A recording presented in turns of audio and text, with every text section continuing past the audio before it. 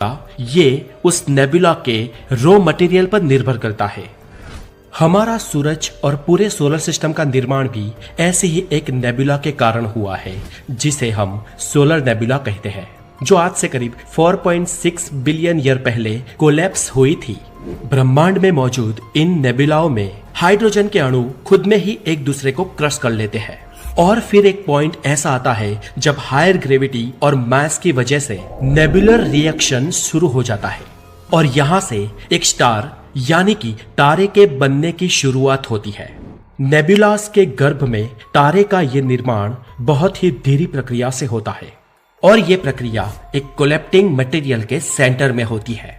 यहाँ डेंसिटी और प्रेशर इतना हाई होता है कि टेम्परेचर भी इंक्रीज होने लगता है और टेम्परेचर अपार तौर पर इंक्रीज होने की वजह से नेबुला के सेंटर में एक गर्म गुब्बारे का निर्माण होता है और इसमें गर्मी लगातार बढ़ती रहती है। यही गुब्बारा वो तारा है और यह गर्म होकर उस स्थिति तक पहुंच जाता है जब हाइड्रोजन ही बर्न होने लगता है और उस गुब्बारे में न्यूक्लियर फ्यूजन शुरू हो जाता है और न्यूक्लियर फ्यूजन की इस प्रक्रिया की शुरुआत होते ही एक तारे का जन्म होता है और यहीं से एक तारा हाइड्रोजन को हीलियम में परिवर्तित करने लगता है और अपार रोशनी, अपार ऊर्जा ब्रह्मांड में स्प्रे करने लगता है।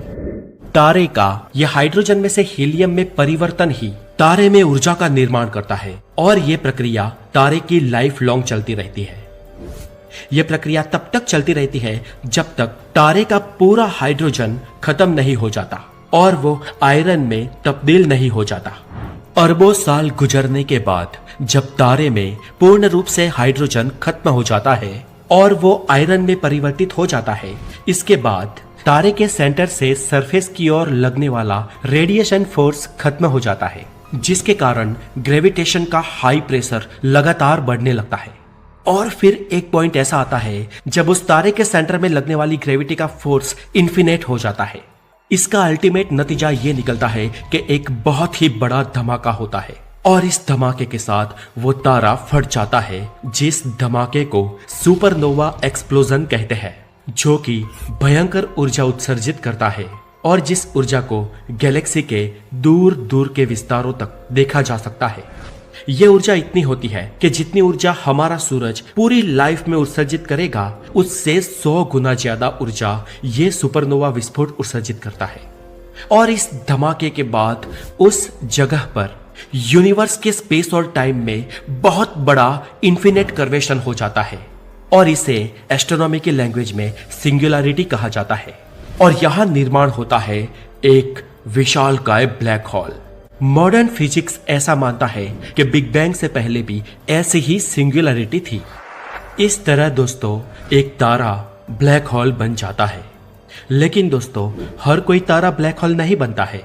सिर्फ वही तारे ब्लैक होल्स बनते हैं जिनका मास हमारे सूरज से 8 गुना से ज्यादा हो।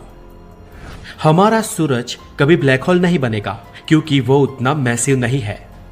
हमारे सूरज का हाइड्रोजन जब खत्म हो जाएगा तो वो एक व्हाइट डॉर्फ में परिवर्तित हो जाएगा। छोटे तारे रेड जायंट बनकर व्हाइट डॉर्फ बन जाते हैं और उनके विस्फोट के साथ जो रॉ मटेरियल उनसे अलग होता है वो प्लेनेटरी नेबुला बन जाता है। मतलब दोस्तों छोटे तारे नेबुलाज में से ही जन्म लेते हैं और बाद में वो एक नेबुला बनाते हैं, जबकि बड़े तारे सुपरनोवा विस्फोट के साथ ब्लैक होल बनते हैं। ये ब्लैक होल्स जिनसे लाइट्स के पार्टिकल फोटोन भी पास नहीं हो पाते हैं, जो बड़े से बड़ी चीज को निगल जाते हैं, बड़ी से बड़ी चीज को सिर्फ एक छोटे से पॉइंट में कंप्रेस कर लेते हैं। इनके इवेंट होराइजन से कोई नहीं बच सकता और जिनके सेंटर में समय का भी कोई अस्तित्व नहीं होता है। दोस्तों ब्लैक होल्स भी कई टाइप के होते हैं और उनके भी विविध प्रकार हैं।